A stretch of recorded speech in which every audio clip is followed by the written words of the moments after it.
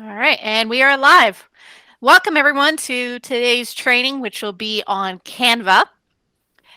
Just out of curiosity, those of you joining us today, how many of you have heard of Canva or have you used Canva before or have no idea what I'm talking about? Go ahead and write in the chat. Let me know if you've used Canva in the past or if this is all new to you. Nitty says first time. First time for everything. That's all right.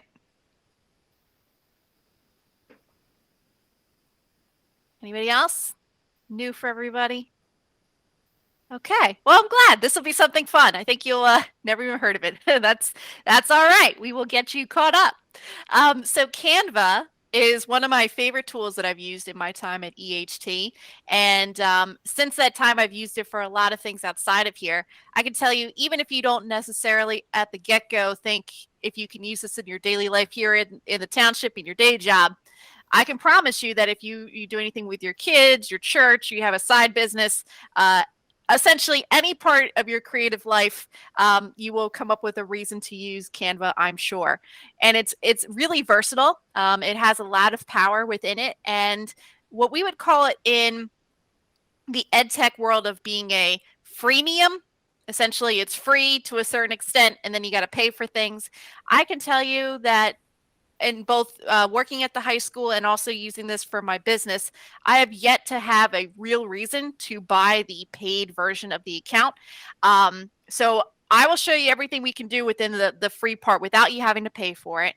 And before you ask me, no, it does not take POs. Trust me, I found this out already. So you're going to be limited if you're doing it for our district, that you will have to work with the free version. But you may decide on your own that you want to do a paid version. Power to you, but we'll stick with the free stuff. So it will, as we'll get into in a few moments, there are a lot of different templates within it, or you can also go ahead and create your own. What I will start out doing is let Canva explain itself in a very short 90-second video. But if anyone's ever used Microsoft Publisher, then you already have a basic foundation of what it can do on a very basic level. If you haven't used Publisher, that's okay. You don't have to have used Publisher in the past to be successful in this program. Essentially, if you know how to use Microsoft Word or Google Docs, if you've ever made a slideshow before, you have all the technical experience you need to be successful in this program. So I will go ahead and play this short 90-second video, and then we'll go ahead and get started right after that. Welcome to Canva. Let's take a look around the homepage and learn how to find what you need to start designing.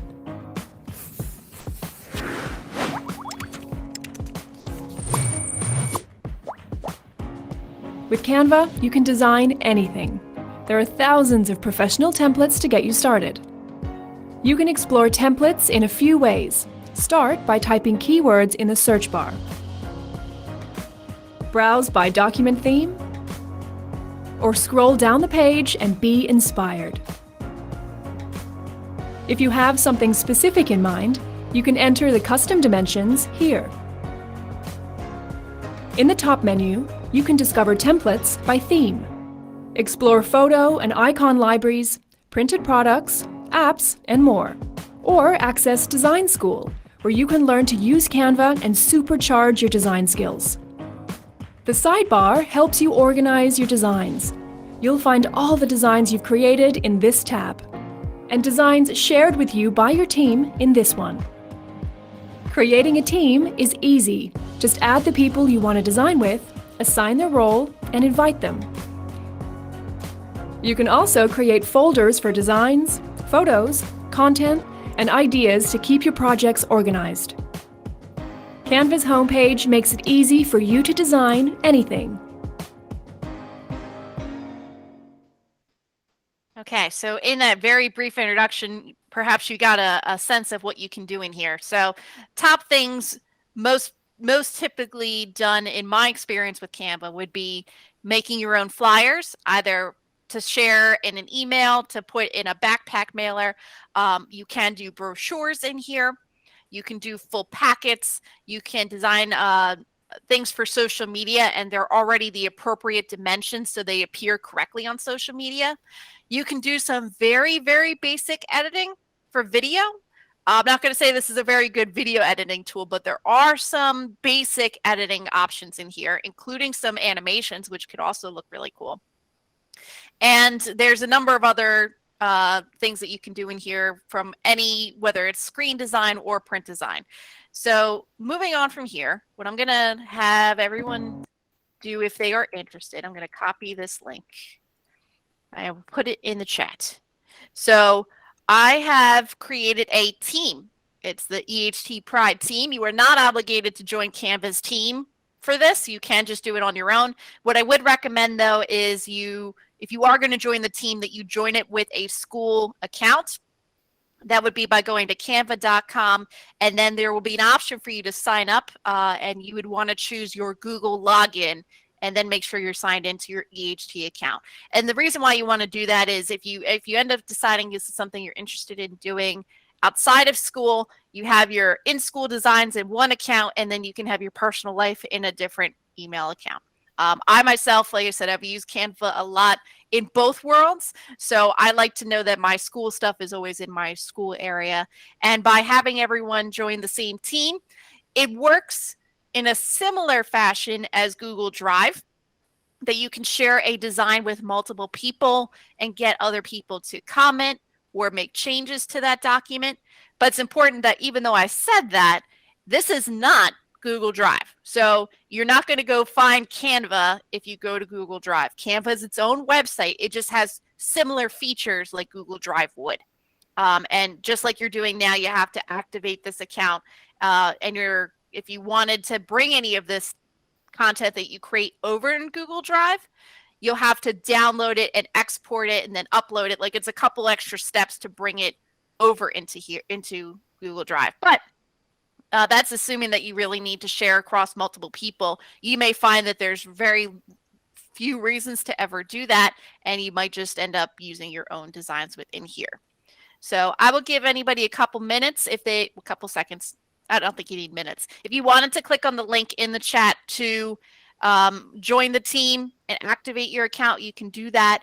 And then while you're doing that, I'll go over a couple other technical terms that'll be helpful to you if you decide to do more graphic design, whether in Canva or even just outside of Canva.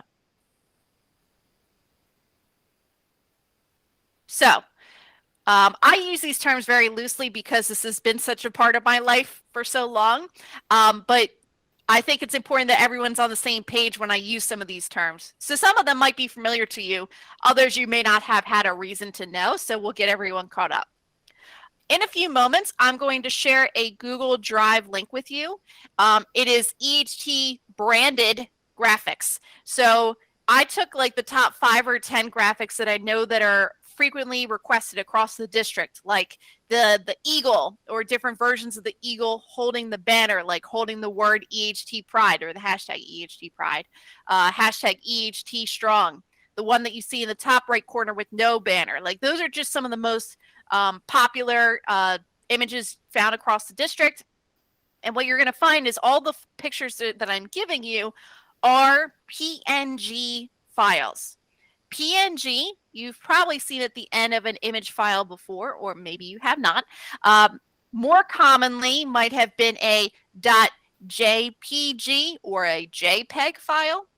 Essentially, a PNG file has become more popular over the last 10 years or so, particularly since social media has taken off. PNG was designed to replace the JPEG, but we're really not at that point yet.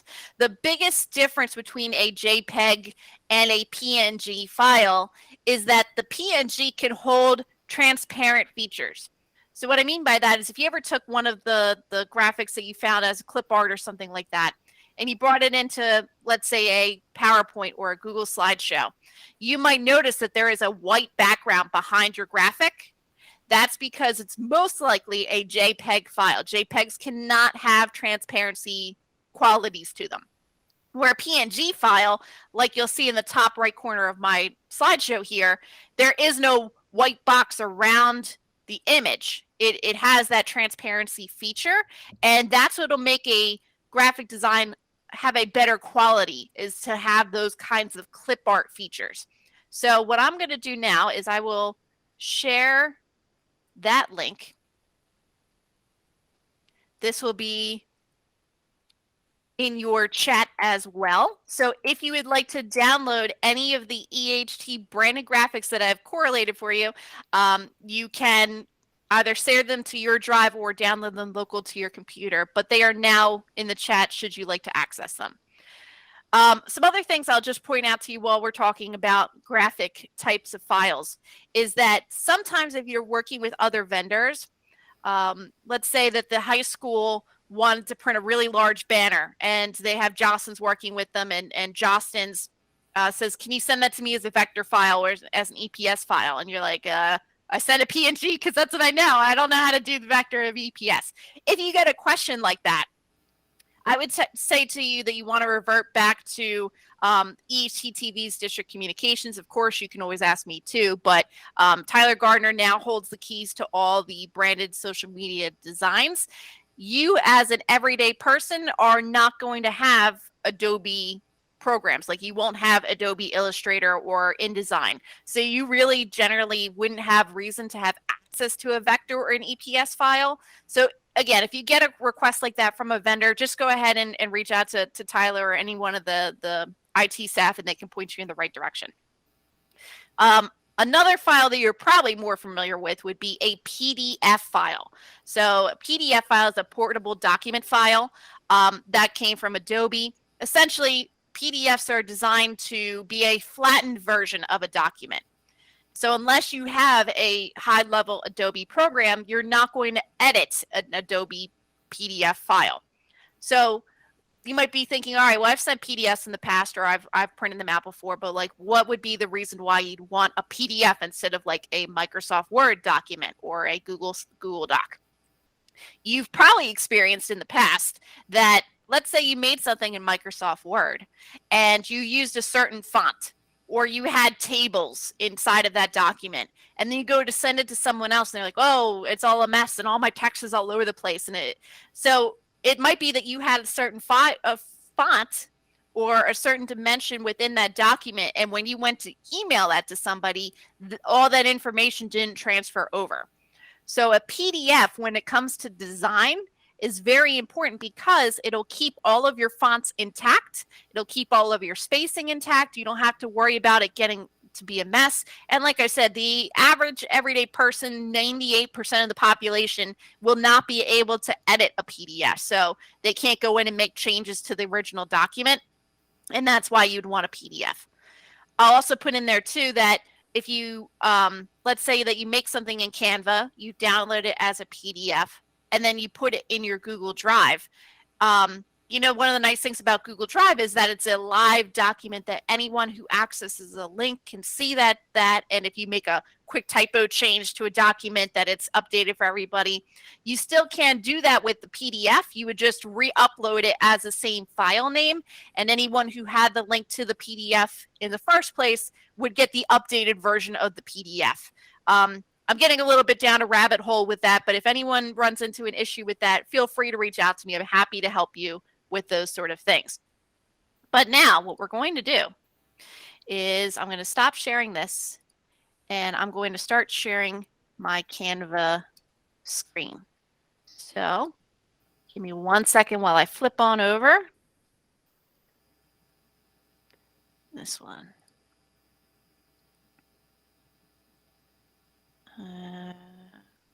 Taking a second. All right, I think we're good. I'll monitor the chat in case I lose track of my tabs, but I'm a little more cognizant of it than I was the first session. So first thing, if you haven't already, you'd log in. And like I said, I'm going to choose to log in with my school account. So that'll just take a second. And if you're ever not sure what account you're logged into, you can look right in the top right corner and double check that it is logged in as you. Click on that little icon right there and then see your name and your email address listed there. And it looks like I have a large number of people. I'm up to 18 people in my team, so thank you for joining me. And what you'll find is I'm just going to go over the basic homepage really quick. Recent designs would be anything that you've touched recently. And what I mean by recent is if you're not in here all the time, it'll think things from 2018 or recent.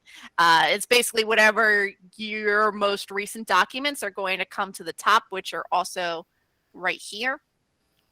The Your Projects area, if you would like to make folders and organize your documents, you can do that, or access something that's older, you might find it in the Your Projects area. If you accidentally throw something out, there is a trash that you can go retrieve some content. And then the team is what you probably just joined us with. So this would be anything that's been shared within the team. So very similar to anyone with a link can view. What we have it as anyone who's joined our Canva team, which right now is only 18 people. It's not the entire district.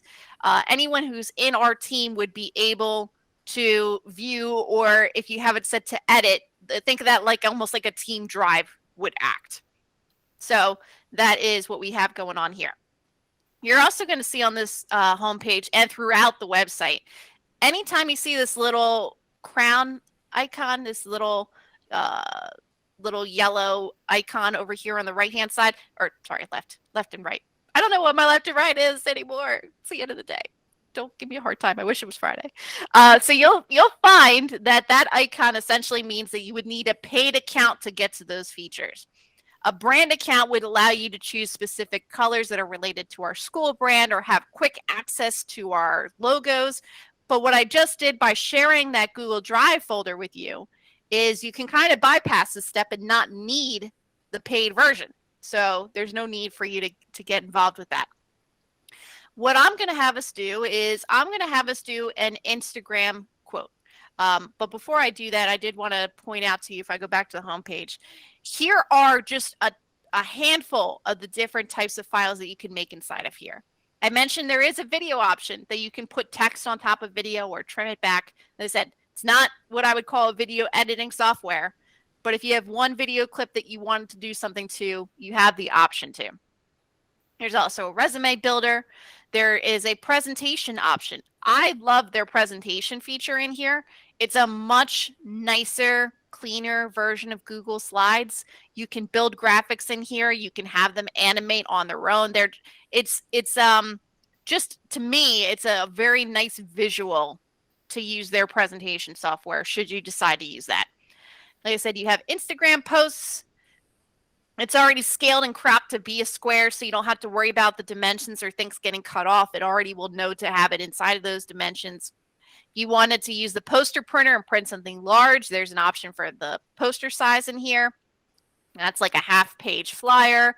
If you wanted to build a logo, if you're doing your own business, you could create logos in here.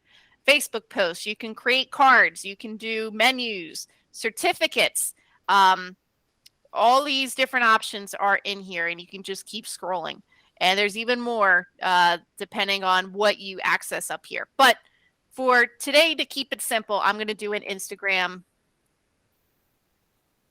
I could spell Instagram. Instagram quote. And as I type that in, you'll see that there's some templates that come available. Or if you had a project with that name, you could toggle over and click on your projects and see what comes up from that. But I'm just going to do a Instagram quote and do a search.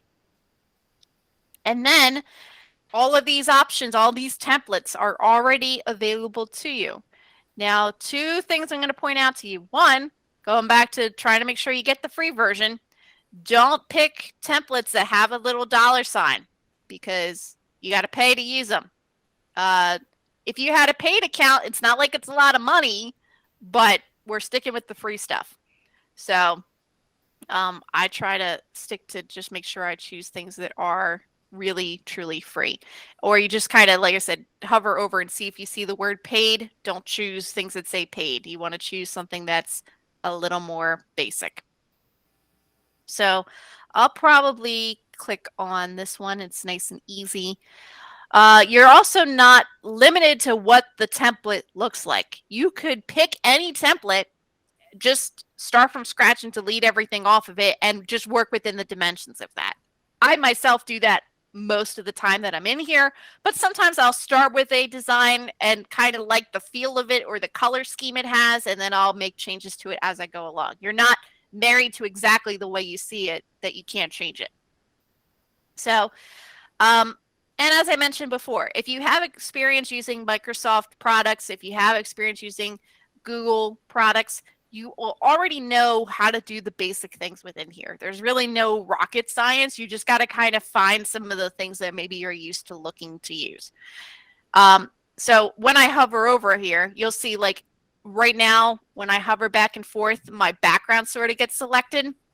If I wanted to change that background out, all I'd have to do is click on it. I can hit the delete button and I have no background. Or maybe I want to change it to a color instead. I could just click on the little color icon and change it to a black background or a white background. Really, you know, you'll be limited on your color options, again, because you are working with the free version. But I think you'll find that you have enough choice in here that you can, you know, click anything that you want to click by clicking custom color or just a pre-made color. So I want to use my favorite quote for this project. And I can already tell you that font's not going to work for me, but I'm going to type this in here. So the mind is not a vessel that needs filling, but wood that needs igniting. All right. That kind of scripty font, I don't mean to go on a whole in-depth lesson about graphic design, but most of the time you only want to choose script fonts for a specific word or a title. To have it be script the entire time it's difficult to look at. It's hard for someone to read. So I would probably pick something a little bit more traditional here. And I'm doing this, like I said, very intuitively. I just clicked on the text box. I saw the fonts are up here. I could choose bold, italicize, I could choose size, but I'm going to go ahead and pick something I think is a little more appropriate to this particular font. Let's go with, you can see it goes on quite a while. Avoid anything that's got the crown icon. You want to make sure you choose a free font, and I find that there are plenty to choose from, so that shouldn't be a problem.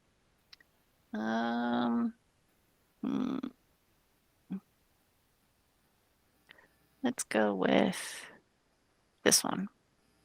That works. If you also happen to know a font you would like to look up, you can do that. Or if you know you wanted a script font, you could type in the word script. You could type in the word serif, and that would give it a more traditional feel as a serif font. But I think I'm pretty good with what I got here. I can do more creative things with it, like I could highlight certain words and make them italic if I wanted to, if I chose a font that allowed that. But that would be about what we would do there. Now, let's say I wanted a background to go with this graphic. There are some free graphics that you can use within here, very similar to clip art. If you wanted to use something that they have in their library already, you click on the elements icon here on the left, and then you can search for anything. So I already knew that I wanted the word fire because it kind of made sense because it's lighting on fire. And as long as you avoid things that have the little price tag, little pro icons, you're going to be in good shape. So I think I'm going to want that. And right now it's on top of my text. We don't want that. So we are going to right click and hit send to back. So now it's hard to still see my text because my text was black, right? Just click on your text, change the font color, and now that'll be on top. And I'll stretch this out. So it's something like that. Okay. And if you wanted to add more text, there's options for text. You just click and drag. You can see there's some really fancy options that you could start with and then make changes to the colors or how they look. But I was keeping it pretty simple with this particular one. So right now it is 2:13. Let's go with 2:25. So I'm giving you a little more than 10 minutes. I would like to give you the chance to make your own graphic. So if it's a quote that you would like to print out, or some sort of flyer advertising, anything you would like to try, I'll give you a few minutes. I'm going to kind of turn off my microphone and everything. I'll still be here, and then we'll come back at 2:25 to see what your graphics look like, and then we'll get a little bit deeper into the menus and some options that we have. So I made a more cleaned up version of my quote there. But I'd like to see what you all have. So if you haven't already, I would encourage you to click on the share button. And if you joined our team, you can see mine actually has the eyeball on right now, but you should be able to click on that. Or you can type in an individual person's email to share it as well. So if you didn't want to share with the entire group, but you're working with another person on it, you could add them to have view only or editing rights, and they'd be able to see that. But let's see if anybody has shared any documents with our team. Oh, I got a couple coming in. Oh man, look at them all. Look at that. Nice stuff. Nice stuff. Yeah. St. Patrick's, very nice. Can't wait until spring break. Me either. I think Sandy shared summer vibes. They said we're a little early on that yet, but ooh, animation, nice, very nice. Anybody catch that? Let me click it again so you can see that the text animated. Very cool. Simple design there. Animation on that one, nice.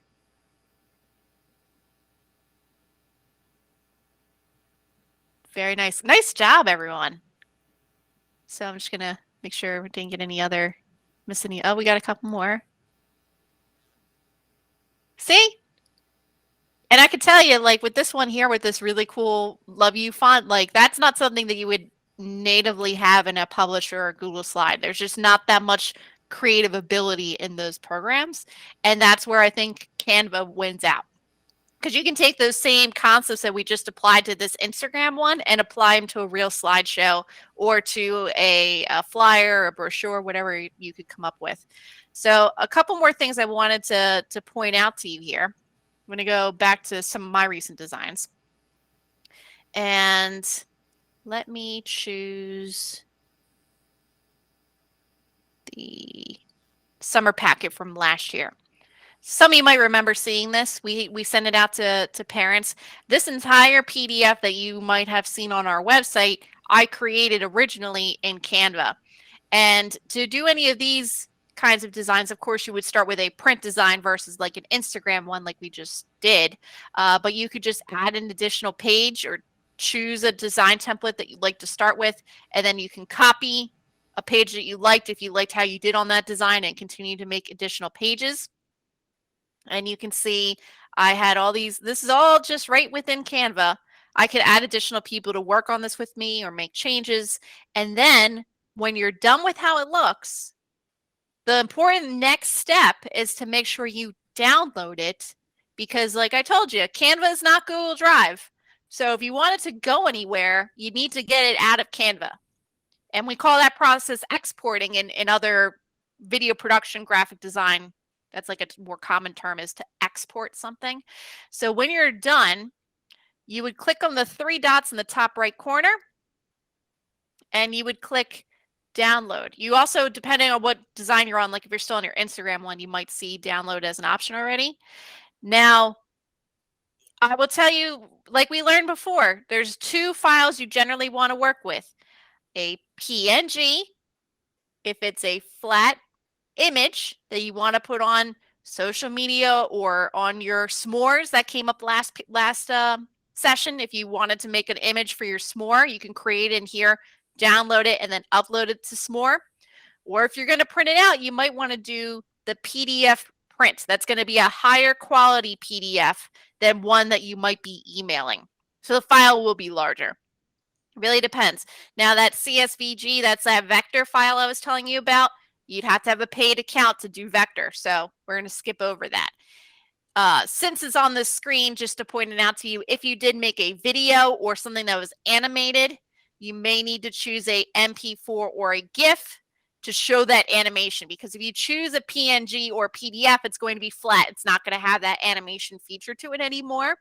So if you make something animated or a video, make sure you choose one of those two options down here. And then they would download local onto your computer. You could upload them to Google Drive or wherever you would like them to live going forward. So that really is the basics of Canva. I'll just show you a couple more things, just some other tips and tricks before we go. Let me just stop sharing and switch out for a second. So other things just to keep in mind if you're making designs, whether inside of Canva or elsewhere. Here are some of the most common sizes that you might come across during your time here in EHT. It says on here that social media and Instagram is about 1,000 by 1,000 or 1080 by 1080. I think with Canva, they do 1080 by 1080. You don't have to have that number memorized. Just know that it's a 1-to-1 square scale.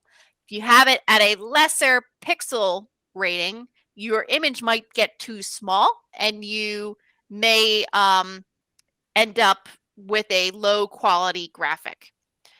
You'll also see that we have right underneath of that is a district website banner. So if you're making something to go onto the district website and you want it to rotate across the banner on the homepage, that's the size dimensions that you would need for the district website banner. And then you can send it off to central administration, send it off to district communications, and between them, they will approve it and get it posted for you. And then last, you'll see on that right-hand side is what a full screen graphic would be. Most PowerPoint slides, most Google Slides slideshows are in these dimensions. It's not a catch-all. They're not all going to be in this dimension, but you'll see 1920 by 1080 is a common high definition size. You might be familiar with that 1080 number because your television's at home. You say 1080 high definition, that's what that would mean. Good quality flyer. Great question. So that it's actually almost a trick question because if you're doing it in pixels versus a flyer, because they work in two different dimensions. If you're talking about a flyer size, then you might be speaking in inches, in which case it's an 8.5 by 11. If you are talking about flyer for pixels, that depends on if it's going to only live on the computer, like you're going to email it or put it on social media, or if you plan to print it out. I don't have those numbers off the top of my head because they're kind of funky numbers, like 768 by something or something. I could definitely look that up for you if you wanted to know that information. But if you're choosing something within Canva and you choose one of their options, 9 times out of 10, you're going to have the right dimensions. So it's just a matter of what your goals are and what program you're using if you needed to know that for a flyer. I also wanted to point out too, speaking of flyers, that if you are going to be printing something out, you want to be careful of putting something too close to the edge of the paper. So it's one thing to stretch a graphic out with a background all the way to the edge of a piece of paper on the computer. But then you might end up realizing when you go to print it out, it's got a light, a white trim around the edges of the paper. And that's because we don't operate a print shop here. Our printers are not designed to print all the way to the edge and be cut off. So it will go as far as it possibly can. But that's going to be limited to the capabilities of the printer.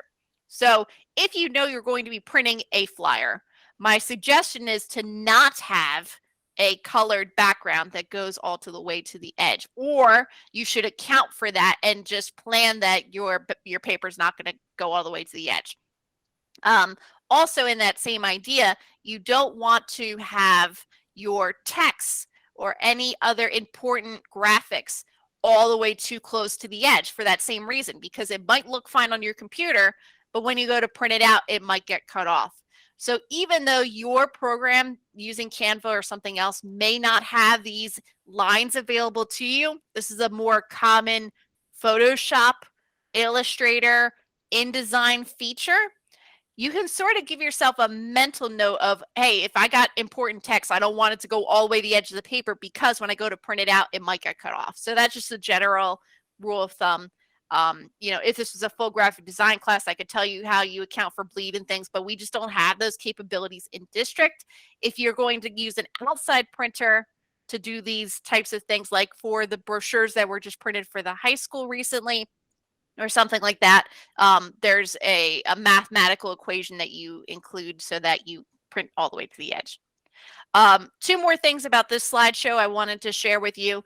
I'm not going to play this video for everybody, but if you wanted a longer introduction on how to use Canva, there is like a 4 or 5 minute video I put in here that might help you with some of that clicking and dragging refreshing that we just did now. But like a lot of things, if you don't have time to do Canva right this second, you might want to go back and relearn some things. This short video should help you. Also, too, if you're really interested in learning more about graphic design, Canva does offer a series of webinar courses that you can take depending on what you're most interested in. They have like a presentation series. They have logo design, and it helps you not just learn to use the tool, but to learn to use the tool like you're a graphic designer. So they'll talk about how to choose font choice, how to choose the correct colors so that they print appropriately and that they have good contrast. And you'll learn about fonts like tracking and kerning and all of this other graphic designer speak and terminology and how to apply it. And they're not like super intense, that if you don't have a background with those things already, that they start you at a good starting foundation, and then you could always work up to doing more advanced things. Certainly, if you're comfortable with this and you become a Canva expert, if one day you'd like to learn Photoshop or Illustrator or InDesign, you'll have a lot of that understanding becoming more comfortable with something like Canva. So what I'm going to do is I'm going to stop sharing. And I'm going to give you the link to my presentation inside of the chat. So at any time, if you want to go back and refer to the links that I provided you today or the videos like I mentioned, you have the access to do that in the future. Could you create a monthly calendar with Canva? Ooh, that's a great question. So the short answer is yes. Could you design things with Cricut? Ooh, oh man, you guys got great questions. To answer the calendar question first, I don't know if they have a template for the calendar, but they do have tables. So you might have to get a little creative. Like, let me just see if they have a calendar one while we're talking about it. Yeah, they do. They do have calendar templates. So you can find a calendar template that you like, and then you could add pictures or text or whatever you'd want to do to them. Cricut, same thing. I think that you would need to download them as a PNG. Correct. Yes. If you had the paid version, you could download the SVG file, which I think Cricut's also like. But if you're sticking with the free version, the PNG should work with for you too. Are there any other questions? Those are good questions. I know most of you don't have microphones, so if you have to take a second to type, I'll hold on.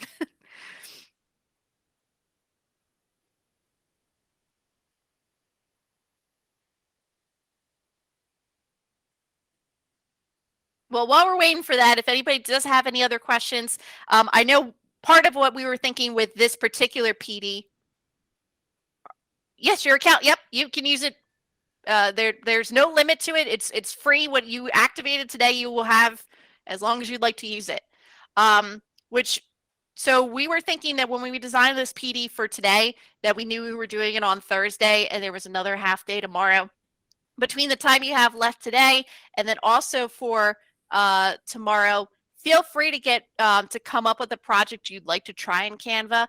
I will make myself available the rest of the day and also tomorrow afternoon, that if you come up with a question or you're trying to troubleshoot or come up with how you can accomplish a project that you have in mind within Canva, certainly you can reach out to me, email. Most of you have my extension, but if you need it, it is 1029. I'll put that in the chat, 1029. So feel free to reach out to me. And then also next week, just so you're aware, there will be another PD available to everyone that's going to be Microsoft Outlook. Kevin Erdebe and his team in the IT department will be hosting that. And that's going to be going over how to create groups and rules. I can tell you that I found the rules to be very helpful, that if I get a certain email from a certain person and it has a specific word in the the subject, it automatically goes into a folder for me. So I was really excited that we were able to bring that next week. So plan for that if you're interested in learning more.